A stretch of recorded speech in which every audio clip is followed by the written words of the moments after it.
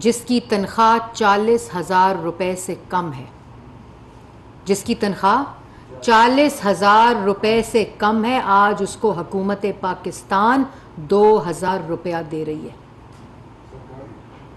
حکومت پاکستان اپنا 2,000 روپیہ اس کو دے رہی ہے.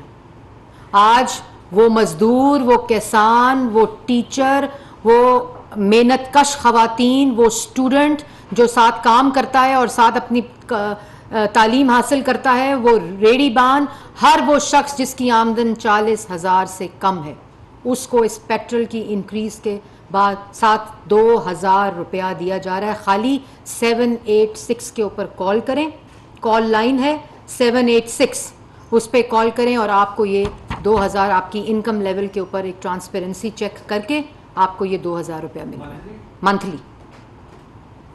یہ ریلیف دیا اور اس کے بعد پیٹرول میں ہمارے لیے آسان کام تھے. آپ نے تو نہیں کیے.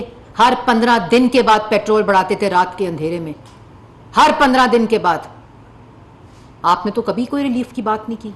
اور اس کے بعد BISP کے اندر جو رجسٹرڈ فیملیز ہیں، جو کہ 14 کروڑ بنتی ہیں، 1.4 کروڑ فیملیز ہیں، اور اس کی آبادی جو ہے وہ 8.5 کروڑ جو پاکستان کی آبادی ہے وہ اس ڈیٹا کے اندر ہے، BISP کے اندر. اس کو بھی ان کو بھی ایکسٹرا 2,000 روپے دیے جا رہے ہیں، اس کے علاوہ جو ان کو BISP میں ملتے ہیں اس پیٹرول کے انکریز کے ساتھ ساتھ. یہ ریلیف ہے جو 8.5 کروڑ آبادی اور اس BISP کے ڈیٹا کے علاوہ جو 40,000 جن کی انکم ہے اور اس سے کم ہے ان کو 2,000 روپے مل رہے ہیں.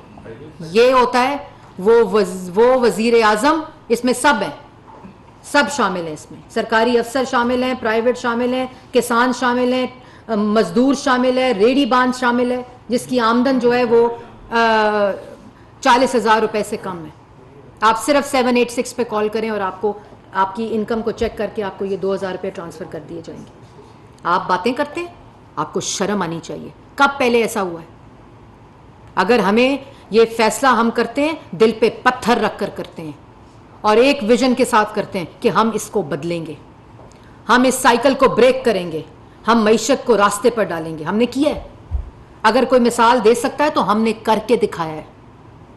ان کی طرح نعرے اور کالی اینکیں پہن کے جھوٹ نہیں بولے تھے، لیکچر نہیں دیے تھے. ان کے پاس موقع تھا. اس موقع کے اندر 4 سال انہوں نے ملک کو مہنگائی میں جھونکا، بے روزگاری میں جھونکا، عوام کے اندر معیشت کو تباہ کیا. آج لیکچر دیتے ہو کنٹینر پہ. ایک ہی کام کر سکتے ہو، کنٹینر پہ چڑھ سکتے ہو جو بہترین کرتے ہو. دوسرا کام بہترین کرتے ہو، جھوٹ بولتے ہو. تیسرا کام بہترین کرتے ہو، منافقت کرتے ہو. چوتھا کام بہترین کرتے ہو، اسلامک ٹچ دیتے ہو اپنی سیاست کو. آپ کو شرم نہیں آتی. صلح حدیبیہ کی مثالیں دیتے ہو. آپ کو تو خدا نہ خواستہ میں وہ استعمال نہیں کرنا چاہتی الفاظ، آپ کو اپنی بات کرتے ہوئے آپ کو خدا کا خوف نہیں آتا کہ آپ کس قسم کی گفتگو، لیکن بہترین کرتے ہو. اسلامک ٹچ ہو، مدینہ کی ریاست کے اوپر بیٹھ کر اپنی سیاست کرو، منافقت کرو، جھوٹ بولو اور کنٹینر پہ چڑھ جاؤ. یہی کرو. باقی کام ہم کریں گے. ہمیں کرنا آتا ہے. ہمارے پاس وہ سوچ بھی ہے، وہ فکر بھی ہے، وہ صلاحیت بھی ہے.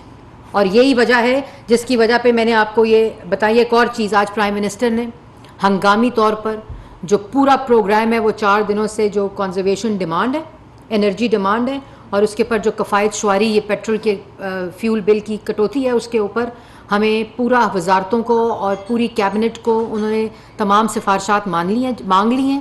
اور آج شام اس کے اوپر ایک اجلاس بھی ہے آج رات کو، اور اس کے بعد جو کیبنٹ لیول کے اوپر، گورنمنٹ لیول کے اوپر جو کفایت شعاری ہے اس کے اناؤنسمنٹس کی جائیں گی. یہ تمام وہ چیزیں جو اس ریلیف کے علاوہ ہیں. اس میں عوام کو بھی اپنا حصہ ڈالنا پڑے گا. اور جیسے میں نے کہا، وہ عوام جو آلریڈی جس کی انکم کمپرومائزڈ ہے، آلریڈی جو مہنگائی کی چکی میں پسی ہوئی ہے، یہ تمام ریلیف ان کے لیے ہیں. یہ تمام چیزیں ان کے لیے. اور میں ریپیٹ کرنا چاہتی ہوں عوام کی انفارمیشن کے لیے کہ جن کی تنخواہ 40,000 سے کم ہے وہ 786 پر کال کر کے 2,000 روپے ان کو ملے گا، جو وہ اپنے فیول پہ یا اس کو کسی طرح بھی جو اپنے ایکسپینس ان کا تھا آن فیول اس کو آلٹرنیٹیولی استعمال کر سکتے ہیں.